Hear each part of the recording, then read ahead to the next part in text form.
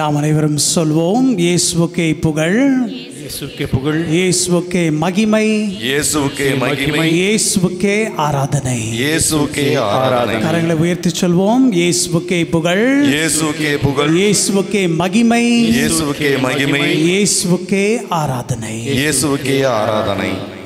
எல்லாரும் நல்லா இருக்கீங்களா? பக்கத்தில் இருக்கிற கேளுங்க, நல்லா இருக்கீங்களான்னு கேளுங்க. பண்டிகை நாள் இன்னைக்கு. பக்கத்தில் இருக்கிறவங்க சொல்லுங்க, கேளுங்க, நல்லா இருக்கீங்களா? அப்படியே அவங்களுக்கு இந்த பெருவிழாவின் வாழ்த்துக்களை சொல்லுங்கள் பார்க்கலாம். ஹாப்பி ஃபீஸ்ட்னு சொல்லுங்கள். பக்கத்தில் இருக்கிட்ட சொல்லுங்கள். Very good. Price the lord, praise the Lord. பிரியமானவர்களே, இன்று நாம் அனைவரும் பதுவை அந்தோனியாரின் பெருவிழா, நம்முடைய பங்கின் பெருவிழாவை கொண்டாட இதோ இங்கு ஒன்று சேர்ந்திருக்கின்றோம். அந்தோனியாரன் அப்படின்னு சொன்னதுமே என்ன ஞாபகத்துக்கு வரோம் அப்படின்னு பார்க்கும்போது, நம்முடைய முன்னுரை கொடுத்த அருட்பணியாளர் ஃபாதர் நம்மளுக்கு நல்லா சொன்னார். அந்தோனியாரனதுமே அவர் பெரிய போதகர், நற்கருணின் மேல் அவருக்கு இருந்த நம்பிக்கை, இதை பற்றி நம்ம குருவானவர் எடுத்துரைத்தார். அந்தோனியார் அப்படின்னு சொன்னதுமே பிரியமானவர்களே, அந்த அந்தோனியாருடைய சிலையை பார்த்தீங்கன்னா அதில் ஏதோ ஒன்று இருக்குது. எந்த ஒரு கோயிலில் போனாலும் புனித அந்தோனியார் சிலையில் சிலர் இந்த கயிறு கட்டியிருப்பாங்க, பார்த்துருக்கீங்களா? கருப்பு கயிறு கட்டுவாங்க. நீங்களும் கட்டியிருப்பீங்க இல்லையா? என்ன இது கயிறு கட்டுறது அந்தோனியார் சிலையில் அப்படின்னு யோசித்து பார்த்தீங்கன்னா, மக்களுடைய நம்பிக்கை யார் மேலே? அந்தோனியார் மேலே. என்ன நம்பிக்கை? கோடி அற்புதங்கள் செய்கிற அற்புதர் இவர், கண்டிப்பாக எனக்கும் இந்த அற்புதம் செய்யணும், செய்கிற வரைக்கும் அந்தோனியாரை கட்டி போடுறோன்னு சொல்லி தான் நிறைய பேர் கயிறு கட்டுறாங்க. நீங்கள் கட்டியிருக்கீங்களா? நம்பிக்கை. அந்தோனியர்னா நம்பிக்கை. என்னுடைய ஜெபத்தை அந்தோனியார் கேட்பார், எனக்காக பரிந்துரைப்பார் என்ற நம்பிக்கை. அப்படின்னா இன்று புனித அந்தோனியரை பற்றி நாம் சிந்தித்து நம்முடைய இதோ பங்கின் பெருவிழாவை கொண்டாடும் பொழுது என்ன ஒரு நற்செய்தி நமக்கு ஆண்டவர் கொடுக்கின்ற அந்த ஒரு நம்பிக்கை. அந்தோனியார் மேலே நமக்கு நம்பிக்கை. அந்தோனியாருக்கு யார் மேலே நம்பிக்கை? அந்தோனியார் மேலே நம்மளுக்கு நம்பிக்கை. அந்த கயிறு கட்டினா கண்டிப்பாக இந்த அந்தோனியார் நம்முடைய ஜெபத்தை எப்படியாவது ஜெபிச்சு கொடுத்துருவாருன்னு. அந்தோனியாருக்கு யார் மேலே நம்பிக்கை? ஆண்டவர் இயேசுவின் மீது நம்பிக்கை. Price the lord, praise the Lord. அப்போ அந்தோனியாரிடம் நாம் ஜெபிக்கும் பொழுது நம்முடைய ஜெபங்களை நமக்கு வழங்குபவர் யார்? ஆண்டவர் இயேசு கிறிஸ்து. அந்தோனியாருக்கு, புனித அந்தோனியார் அவர்களுக்கு ஆண்டவர் மீது அவ்வளவு நம்பிக்கை. இதோ இன்று நாம் பங்கின் பெருவிழாவை கொண்டாட ஒன்று சேரும் பொழுது பிரியமானவர்களே, இன்றைய நற்செய்தியும் கூட இந்த நம்பிக்கை பற்றி சிந்திக்க நம்மை அழைக்கின்றது. நம்பிக்கை. புனித அந்தோனியார்கிட்ட நான் என்ன கற்றுக்கணும் ஃபாதர் அப்படின்னு நீங்கள் கேட்டிங்கன்னா, நம்பிக்கை, விசுவாசம்.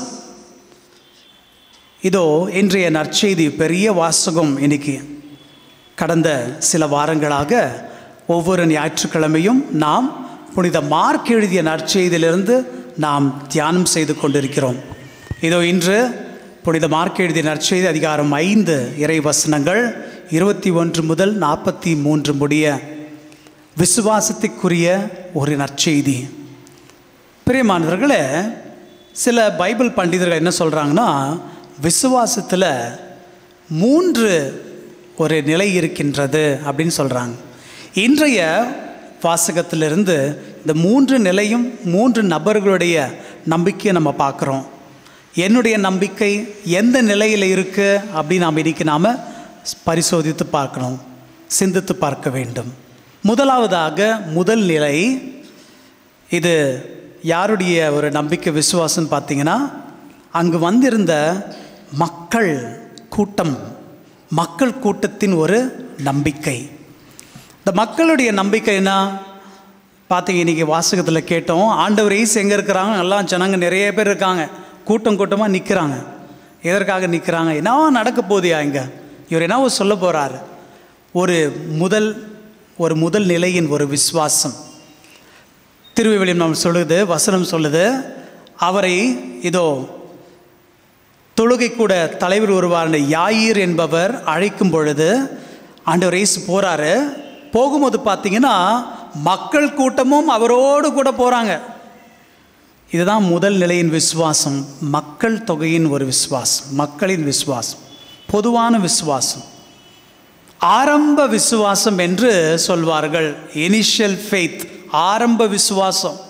நீ ஏன்பா சர்ச்சுக்கு வர, எதற்காக நீ ஆலயத்துக்கு வருகிறாய் அப்படின்னு கேட்டிங்கன்னா, எங்கள் அப்பா அம்மாலேருந்து நாங்கள் வந்துட்டுருக்கோம், பரம்பரையாக வந்துட்டுருக்கோம்.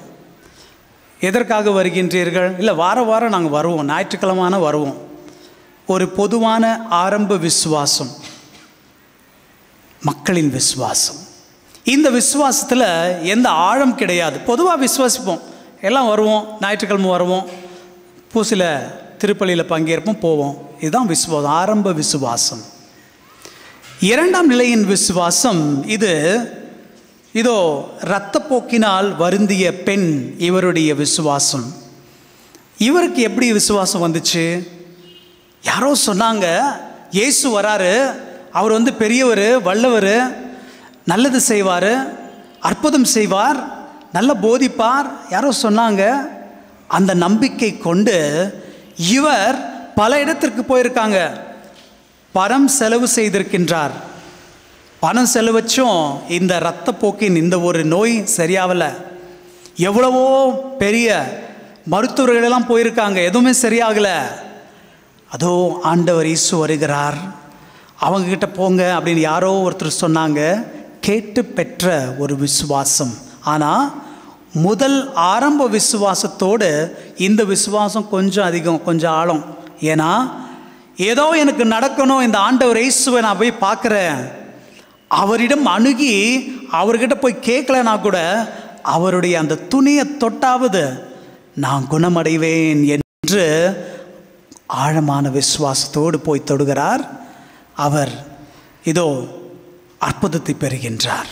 Price the lord, praise the lord. மூன்றாவது நபருடைய விசுவாசம் யாருதுன்னு பார்த்தீங்கன்னா, யாயீர் என்கின்ற இவருடைய விசுவாசம். இவருடைய விசுவாசம் இது மூன்றாம் நிலையின் விசுவாசம் என்று சிலர் சொல்வார்கள். என்ன விசுவாசம் இது? முழுமையான விசுவாசம், முழுமையான விசுவாசம். ஏன் இது முழுமையான விசுவாசம்? ஏன்னா நான் என்ன தேடுகிறேன், எதை விசுவாசிக்கிறேன், அந்த விசுவாசத்தில் உறுதியாக இருப்பேன் என்கின்ற விசுவாசம்.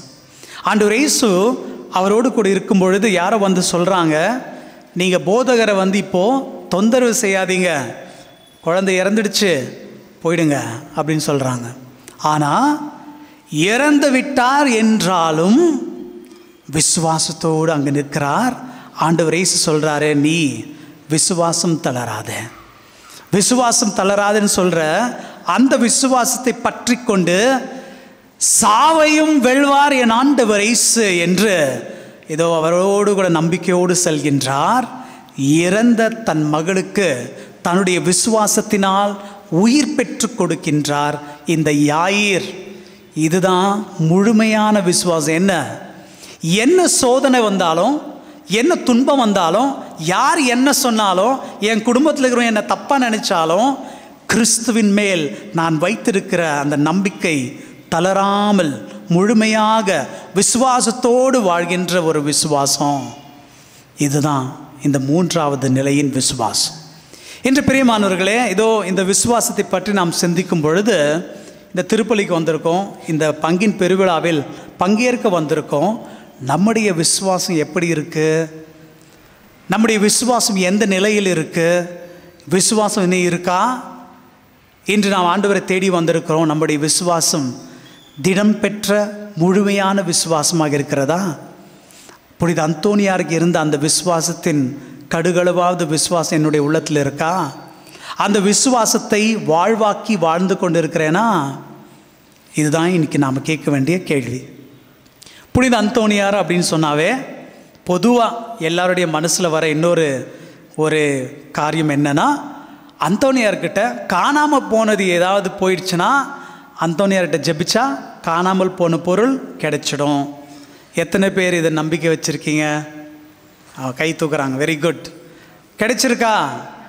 நீங்கள் ஏதாவது தொலைச்சிருப்பீங்க, தொலைச்சது கிடைச்சிட்டா? சரி, இந்த அந்தோனியாருன்னு சொன்னால் காணாமல் போனது கிடைக்கும்னு சொல்லி எப்படி தெரிஞ்சிச்சு? இது என்ன இதுக்கு என்ன கதை, இது என்ன தொடக்கம் அப்படின்னு பார்த்தீங்கன்னா, புனித அந்தோனியார் அவர் வாழும் பொழுது சபையில் வாழ்ந்தார். அவர்கள் ஒரு குழுவாக வாழ்ந்தார்கள். அவர்களோடு கூட பிரதர்ஸு மற்றவர்கள் எல்லாம் வாழ்ந்தாங்க. வாழ்ந்து கொண்டு இருக்கும்போது பார்த்தீங்கன்னா, குருமானவர் ஒருவர் அவரோடு கூட இருந்தாராம். குருமானவர், இதோ இந்த குருமானவர் பார்த்தீங்கன்னா, அவர் ஒரு சாமியார் ஆகிறதுக்கு வந்திருக்காரு. அவருக்கு விசுவாசம் போயிடுச்சு. விசுவாசம் கொஞ்சம் கொஞ்சமாக போயிடுச்சு. ஜபிக்கிறது கிடையாது, எதுவுமே இல்லை, போயிடுச்சு. இப்போது புனித அந்தோனியார் அந்த காலத்தில், அதாவது 12ஆம் நூற்றாண்டில் பைபிள், இந்த வேதாகம புஸ்தகங்கள்லாம் நிறைய கிடையாது, எழுதி வைத்தவர்கள் தான் நிறைய. அப்படி எழுதி வைக்கப்பட்டிருக்கின்ற வேதாகமத்தில் சங்கீதம், இதை அவர் வைத்திருந்தார். புனித அந்தோனியார் பெரிய போதகர். அவர் இந்த ஒரு வேதாகமத்தில் தனக்கு தேவையானதை எழுதி வச்சிருக்காரு. அதை அவர் தினமும் படிப்பார். அவருக்கு மிகவும் நெருக்கமானது அது. இதை அவர் வைத்திருக்கும் போது பார்த்தீங்கன்னா, பிரியமானவர்களே, இந்த விசுவாசம் போன ஒருவர் என்ன பண்ணுறாரு, நான் போகிறேன், இனிமேல் நான் இங்கே இருக்க போகிறதில்ல, நான் இனிமேல் குருவானவர் ஆகுறதில்ல அப்படின்னு சொல்லி அவர் சபையை விட்டு செல்ல போகிறார். போகும்பொழுது அவர் என்ன பண்ணுறாருன்னா, அந்தோனியாருடைய இந்த வேதாகமத்தை திருடி சென்று விடுகிறார். அந்தோனியார்ட்ட இருந்தது ஒன்று தான், அதை வச்சு தான் ஜெபிச்சுட்டு இருந்தார், படிச்சுட்டு இருந்தார், போதகம் செஞ்சிருந்தார், போதனை செய்துட்டு இருந்தார். அந்த புத்தகம் போனதுமே அவருக்கு ரொம்ப ஒரு கவலையாயிடுச்சு. என்ன இது, என்கிட்ட இருந்த ஒன்று போயிடுச்சே, எப்படியாவது திரும்பி கிடைக்கணும் அப்படின்னு சொல்லிட்டு அவர் ஜெபித்து கொண்டே இருந்தாராம். அவருடைய ஜெபம் ஒவ்வொரு நாளும் ஆழமாக ஆனது. அவருடைய ஜெபம் எவ்வளவு ஆழமானதுன்னா, சில மாதங்கள் ஆனதும் சென்ற இந்த குருமானவர் திரும்பி வந்தார். இவருடைய இந்த திரும்பி அவர் மட்டும் வரல, எடுத்து சென்ற அந்த வேதாகமத்தையும் எடுத்துட்டு வந்து அந்தோனியாரிடம் கொடுக்கிறார். இந்த ஒரு வரலாறை பற்றி சிந்திக்கும் பொழுது என்ன சொல்கிறாங்கன்னா, புனித அந்தோனியாருடைய ஜெபம் எவ்வளவு ஆழமானதுன்னா, காணாமல் போன புத்தகம் மட்டும் கிடைக்கல, காணாமல் போன குருமானவர் கண்டுபிடிக்கப்பட்டார். காணாமல் போன குருமானவரின் ஆன்மீகம் கண்டுபிடிக்கப்பட்டது. காணாமல் போன வேதாகமும் கண்டுபிடிக்கப்பட்டது. Price the lord, praise the Lord. அப்படின்னா இன்றைக்கி நம்ம என்ன கற்றுக்கணும் புனித அந்தோனியார்கிட்ட? அவர்கிட்ட காணாமல் பொருள் மட்டும் இல்லை நம்ம கேட்க வேண்டியது, காணாமல் போயிருக்கின்ற நம்மையே ஆண்டவரிடம் கண்டுபிடிக்கப்பட ஜெபிக்கணும். இன்று நாம் அனைவரும் ஒன்றாக சேர்ந்து திருப்பலியில் பங்கின் பெருவிழாவை கொண்டாடும் பொழுது புனித அந்தோனியார்கிட்ட ஜெபிக்கணும். என்ன ஜெபிக்கணும்? ஆண்டவரே, காணாமல் போயிருக்கிற எங்கள் விசுவாசத்தை கண்டுபிடித்து தாரும், காணாமல் போயிருக்கின்ற எங்களுடைய அன்பை நீர் கண்டுபிடித்து தாரும், காணாமல் போயிருக்கின்ற எங்களுடைய உறவுகளை நீர் கண்டுபிடித்து தாரும். இறைவனில் இவை அனைத்தும் எங்களுக்கு புதிதாக புதுப்பிக்கப்பட செய்யும் என்பதுதான் நம்முடைய ஜெபமாக வேண்டும். இன்றைய திருப்பலியில் நாம் அனைவரும் ஜெபிப்போம். ஆண்டவரே, புனித அந்தோனியாருக்கு இருந்த அந்த விசுவாசத்தை எனக்கு தாரும், என்னுடைய விசுவாசத்தை நீர் பலப்படுத்தும். இதோ இங்கே இருக்கின்ற இந்த குடும்பங்கள் அனைவரும், நாங்கள் அனைவரும் ஒரே குடும்பமாக பங்கின் பெருவிழாவை கொண்டாடும் பொழுது எங்களுடைய விசுவாசத்தை புதுப்பித்தருளும், காணாமல் போயிருக்கின்ற விசுவாசத்தை கண்டுபிடித்து கொடுத்தருளும். புனித அந்தோனியார் வழியாக உம்மை அடைய எங்களுக்கு அருள் தாரும் என்று இந்த திருப்பலியில் நாம் அனைவரும் ஜெபிப்போமாக.